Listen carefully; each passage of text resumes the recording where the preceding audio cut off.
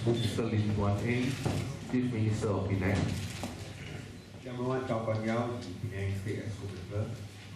Dr. Sri Tu Yu Chen, the Chairman of the Penang Chinese Chamber of Commerce. Dr. Pin Chong, the PDCMC convener. Sri Tan Kok Peng, the advisor. Yang Berhormat Wong Hon Wai, the State Assemblyman for Aitam and my political secretary. All the members of the Penang Chinese Chamber of Commerce, a very good afternoon and 大家下午好. First, let me thank the convener, Dr. Pin Chong, for organizing this seminar or this briefing of the business opportunities arising from Penang Transport Master Plan. I think only the Penang Chinese Chamber of Commerce knows what business opportunities that can benefit the public. But I'm here to also touch on that, but also expand on our vision for this Penang Transport Master Plan, not just in terms of business opportunity, but also for Penang as a livable city, as a hub to attract talent. Three of our main duties as a government. Number one, of course, is to provide good governance and clean leadership. So I think that always is a model. If you have a good government, you have a clean leadership, that is always a model for a better governance, a better government, a more effective society that can deliver basic public services. That's number one. Number two, the second challenge will be to build and improve on infrastructure, not just connectivity, but also digital connectivity. And thirdly, of course, is to build up and develop human talent so that we can have creativity and innovation. Because in this society, innovation would enable us to be a high-income economy. So these are the three challenges. Now, in order to do that, to fulfill these three challenges, I think we must also make sure that the basic conditions are met. What are the basic conditions? You must be livable, clean, green, safe and healthy. And to be a livable city, don't forget, you must also have good communications. There must be good connectivity, which of course, again, what I mentioned just now, our three main tasks: good governance, clean leadership, number one. Number two, build infrastructure, both public communications and also digital connectivity. And three, to attract human talent. People build human talent. And we always say that human talent is the new oil of the 21st century. No human talent, no progress. No human talent, no industries, no manufacturing investments will come in. But to do that, to achieve that, I think, as I said, a livable city is a prerequisite, a precondition. Clean, green, safe, and healthy. And that, of course, requires good public communications. And that's why the Public Transport Master Plan is born out of this need for Penang to be a livable city, a modern livable city. Without resolving traffic congestion, Penang cannot prosper. I still remember when we first became government in 2008, we always said that there are three C's. The three C's, the three challenges: crime, cleanliness, and congestion. I think we have solved the first two C's. Penang is one of the safest states in the country. Of course, not safe at no crime, but still safer than many. And Penang is cleaner also.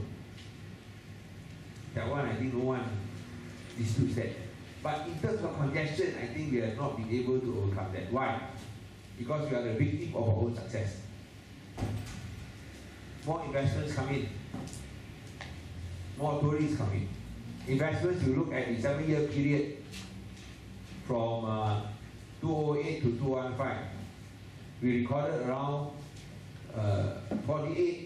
over 48 billion ringgit investments, compared to the previous 7-year period from 2001 to 2000 to 2007, we recorded only around 29 billion. So it's a 90% increase in terms of investment. And of course, that is where with more investments coming in, you see the build-up of congestion. And tourism. We've expanded the airport a few years back. Maximum capacity 6.5 million passengers. That has already been reached this year. So more tourists coming, at least 6.5 million. Domestic, local, some by car, some by boat. Look at our cruise liners, the Sutherland Pier. Big ships coming. That's why you see our roads getting more and more clogged up, even though we do a lot of new roads. Udini roundabout, Jalan Ahmad Noor, Udini roundabout, these are all new roads, but still congested. We know, we agree that building new roads is not the only solution. It is part of the solution. It is not the only solution. The real solution will be to move people and not move vehicles. Now, how do you move people and not move vehicles? You build an efficient and effective public transport. And that's where the public transport master plan comes in. Yes, LRT. Yes, highways. Yes, bridges, or even undersea bed tunnels. But not just for Penang. It must also cover the mainland. Because Penang doesn't consist of the island. Penang consists of both Seberang Perai and Penang Island. That is the difference with the Pakatan state government and the federal government. Federal government, when they talk about LRT, they only talk about Penang Island alone. We talk about Penang Island and Seberang Perai. Because we feel that there should be closer links between both halves. So that's why we want to build the LRT across to Seberang Jaya, to Batua, to Bukit Bertaja, and of course to Seberang Perai Selatan. Now this will be a massive effort. Expected completion date maybe 2030 or 2035. I may not live to see it, but you all will definitely live to see it. But at least I know, Chow knows, that we have started doing the long-term planning where our children will be able to enjoy the fruits of our labors. And I think that is what a good government should be, to plan ahead, to plan not only for this living generation, but to plan for the generation unborn, so that our children can live better than us. There's one famous Italian philosopher called Antonio Gramsci. I don't know whether you know Antonio Gramsci. He said this: sometimes the problems in the world is this: the old is dying, and the new is yet unborn.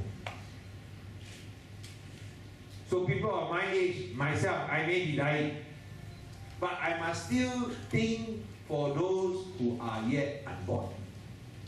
Because that is what a leader, that is what a government should do. Think for those who are yet unborn. And the Penang government, not only myself, Chow, but all our state exco members, we think not of the present generation now, we think of the future generation yet unborn. Sometimes this will be very unpopular, because you are planning for those who are not born, and those who are not born, they don't have votes. As compared to those who are, like my age, dying, but not willing to let go, still thinking only of ourselves. Part of human nature, it's common, selfish, same, that's human nature. We want to live as pleasant as possible, forget about those who are yet unborn. It's natural. You know, sometimes we are all part of that human nature.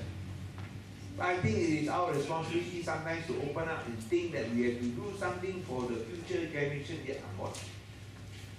So if we can resolve that, if we can think of the future yet unborn, I think we can resolve the transportation crisis, the congestion crisis. And there's a lot of potential for Penang. You talk about opportunities. You know Knight Frank, the global property consultant. In their report this year, they say the #1 commercial investment location in Malaysia is where? Where? Any global property consultants here? Where?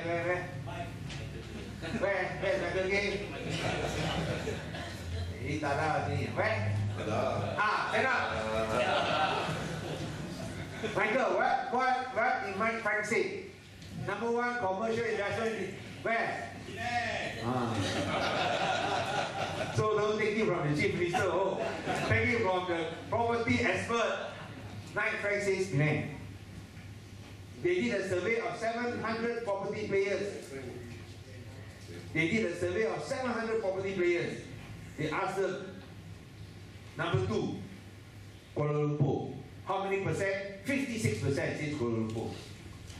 Penang, how many percent says Penang? 67% says Penang. And at 11%, margin is very big. Huge. And I'm shocked when I saw this report. Because I said, how can Penang be better than Kuala Lumpur? Capital city, never mind. Got LRT some more. Penang got LRT or not? No. Penang don't have LRT, yet we can beat Kuala Lumpur. Just imagine if we have LRT, Penang will soar like a rocket.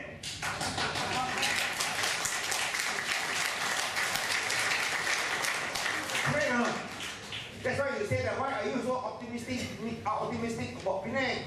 I said I'm not optimistic about Penang. I'm boundlessly optimistic about Penang. The reason is because I think we have the treaties, we have the talent, we have the technology, and most important of all, we have the tolerance of new ideas. Penang is a bastion of freedom. We are free. Freedom of speech, freedom of assembly, fundamental rights, but most important of all, we have the freedom to realize our potential. We have the equal opportunity to be the best we want to be. And you have a government that is willing to give you that freedom. That's why you see art and culture is blooming in Penang. Not just the wall paintings. Art galleries are opening everywhere. Museums are opening everywhere. Why? Because Penang is free. We show that freedom works in Penang. That freedom can live in Penang. That freedom can benefit every one of us. Whether rich or poor, regardless of our background, as long as we are free to work hard, we are free to be rich and successful. That is the Penang promise. But that promise can only be fulfilled if we do the basic rights. Not only do the right things, but do it right. Do the right thing. Build public infrastructure, have public communications. Do it right. Have public consultation like today. Get your views, get your feedback, so that we can incorporate as much as we can. Let me end by saying that no communication, no public transport system is perfect. That's why we are having this public consultation. But there is no one who doesn't want a public transport line as near as possible to their premise, to their house, or to their office. Everyone wants a public transport line as close as possible to their office or to their house. Isn't it? Isn't it? Those who don't want, I think they should think again. I remember the story of Taiwan in Taipei University, and Zhengda, the political university. I think 30 years ago there was an idea, there was an intention to build an LRT line. The Taipei University, the students supported. The Zhengda political university objected. Political university, you know lah. So okay, since you objected, they didn't bring the line to political university. Now, after 30 years, wow, the students in political university regretted like hell. Because without that line, you got to walk very far. When rain some more, worse. Hurricane some more. Taipei got hurricane. Worse. So if they wanted the line, you know what they had to do? Because when they want to give you free, you don't want. Now, in order to build a line there, they have to sell their land and offer in exchange to build a line over there. So even universities can make mistakes, we also understand. Political university, Zhengda, one of the top universities in Taiwan, also can make mistakes. So we also can make mistakes here. We are not as good at university. Sure, we can make mistakes. So we understand. But we hope that we think of the future, not think of the present. Think of our unborn children, not think of ourselves. If we want to be popular, very easy, don't do lah. The more you do, the more problems you get. The more you say, the more wrong things you kena. Correct or not? But we are elected with a 68% mandate in the last elections, not just to sit quiet and do nothing. We are elected so that we do something to make Penang better, brighter, and an international city. That is second to none in Malaysia. We can be number one. Matt Frank already said we can be number one. We can be number one. Can we be number one or not? Yes. Yes or no? Yes. Yes, we can. We can be number one. Provided we do not only right things, but we do it right. And public transport is a very key element of this effort to do it right. Of course, since the federal government don't want to give us money, we got to find the money ourselves. We got to build and construct the financial architecture. And what is the financial architecture? Land swap. Leverage on something that is most valuable in Penang. Not by getting existing land, but by land reclamation. Land reclamation very unpopular, we know. But that is the only financing model available to us. Without land reclamation, there will be no public transport system, no LRTs, no solution to traffic congestion. Without public land reclamation, you talk about future expansion of the Penang International Airport. Also, no hope. Because now 6.5 million maximum you got to expand. Later also you can expand some more. With this public transport coming in, we think more and more tourists will come.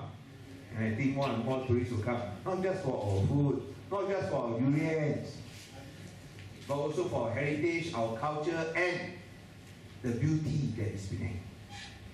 More will come. So you talk about expansion, you need land also. And of course, you need also more land for industrial, residential, as well as commercial purposes. So we need to do all that. And that's why it is not easy. But don't just dismiss land reclamation as something that should be avoided at all costs. The problem is this. We can understand why there are a lot of cynical people who don't trust, who have lost the trust when you talk about doing things the right way or doing things right. Because in the past, everything is always done wrong. Too much corruption, too much hanky-panky. So all the promises never kept. We understand. Land reclamation, instead of taking sand, they go and dig the sand under the sea. Seabed mining caused a complete collapse of the marine ecosystem. But trust us when we say we will do things right. Because we got no personal benefit at stake. We got nothing to gain personally. We will do things right. Because we want Penang to be green. We want also to be environmentally friendly. And if we can resolve these technological problems, I'm sure we can have not only land reclamation, but together with the public transport system. Countries in the West have reclaimed land without any problems. Europe, US. Why? Because they do it the right way. They do it according to proper guidelines and environmentally approved steps and measures. So we will make sure that these measures are complied with. They will be full compliance. We will not give them a free pass. No free passes. They will be done properly. That is our guarantee. But do not judge us by the previous government. Don't judge us like that. This is a different government. We want to operate by international standards. And don't forget, we have fulfilled and complied with international standards. Transparency International praised Penang for the way we manage our financial affairs. The only state government in Malaysian history to be praised by Transparency International. No other state government or federal government has been praised by Transparency International. Only Penang. And that is why we say this. We will do the necessary compliance measures to make sure that it is done properly. So once again, I thank you for your attention. We hope that you can give us the necessary feedback, as well as also, of course, support this effort. It is going to be a long haul. It's not going to be something that is done overnight. Up to 2030, maybe even 2035. But it is worth the effort. Because if we succeed, the prosperity of Penang will be assured for the next 50 years, until 2065. There are very few moments in history where you do a project that can assure the prosperity of a state for the next 50 years. And you are part of this critical moment. You are part of this incredible journey to assure the prosperity of Penang for the next 50 years.